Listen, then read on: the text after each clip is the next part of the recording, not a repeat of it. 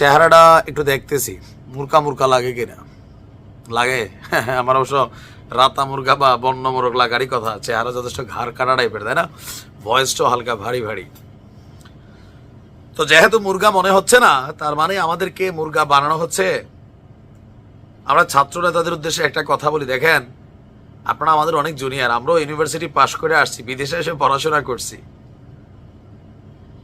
3 দিন আগে আপনাদের অবস্থান আর আজকের অবস্থানে একজন আপাদমস্তক মিথ্যাবাদী পলিটিশিয়ানের মধ্যে যে কোয়ালিটিগুলো থাকে কিছুটা কিন্তু চলে আসছে। এই যে উপদেষ্টা নাহিদ নতুন রাজনৈতিক দলটার প্রধান হলো, 2 দিন আগেও সে বক্তব্য দিয়েছে, ভাই আমি কোনো দলের সাথে যুক্ত না, চিন্তা করতেছি, ভাবনায় আছে, জানাবো।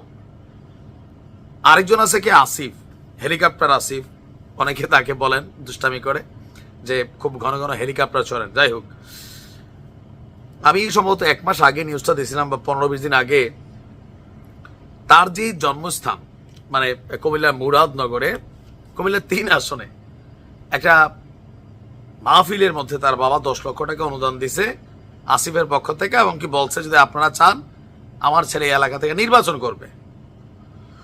আসিফ আজকে বলতেছে কি দেখেন, যে ছাত্রদের নতুন দলের সঙ্গে আমি যুক্ত নই।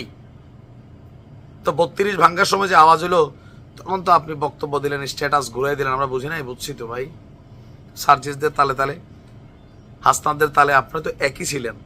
এখন এই যে আপনার আব্বা ভোট চাচ্ছে, আপনি বলতেছেন আপনি নির্বাচন করবেন না, তারপর হচ্ছে মানে নির্বাচন করবেন না মানে তিনি ছাত্রদের রাজনৈতিক দলের সাথে যুক্ত না। তা আপনি কি বিএনপি থেকে গিয়ে দাঁড়াবেন নাকি জামাত টিকিট দিবে? আপনি কার লোক? আপনি জাতীয় নাগরিক পার্টির লোক। এমনকি আমরা বুঝি আগামী কয়েকদিন পরে আপনি দলটাতে যাবেন, যান, বাট মানুষের কাছে এই যে বলে ঠিক আছে ভাই আপাতত আমি যাচ্ছি না, কয়েকদিন পরে পদত্যাগ করে আমি চলে যাব, দেন আপনি যখন যাবেন মানুষের কাছে বিপরীত প্রতিক্রিয়া হবে না।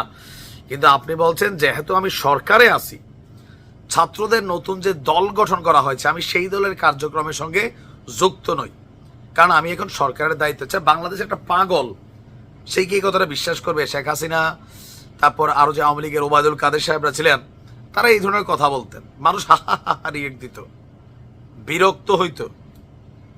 আপনাদের মধ্যে আর ওবায়দুল কাদেরদের মধ্যে মিথ্যা কথার দিক দিয়ে পার্থক্যটা কি মানে বুঝান? আমি তো পার্থক্য দেখি না। মানে অন্তত এই ইস্যুতেই যে পাবলিককে আইওয়াশ করা, কেন ভাই? আপনি 3 দিন পরে পদত্যাগ করবেন, আপনি রাজনৈতিক দলটাতে জয়েন করবেন, মাহফুজও করবে, আমরা জানি।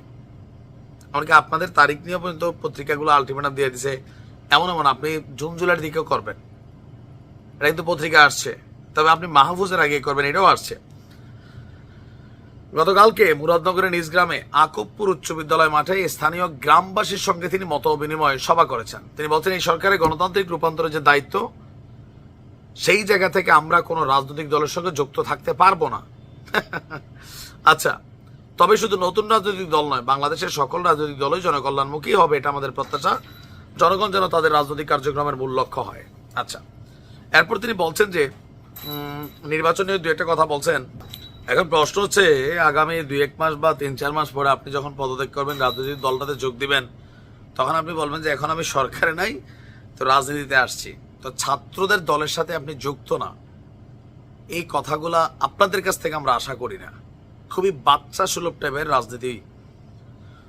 আগের রাজনৈতিক দলগুলো বা এখন আপনারা যাদেরকে বলছেন 53 বছরে দেশ কাঙ্ক্ষিত জায়গায় পৌঁছতে পারেন, একটাই কারণ, এই ধরনের বাচ্চা সুলভ এরা কথাবার্তা বলতো আর পাবলিক রিয়েক্ট দিত। আপনাদের কাছ থেকে পাবলিক এটা আশা করে না, মনে রাখেন।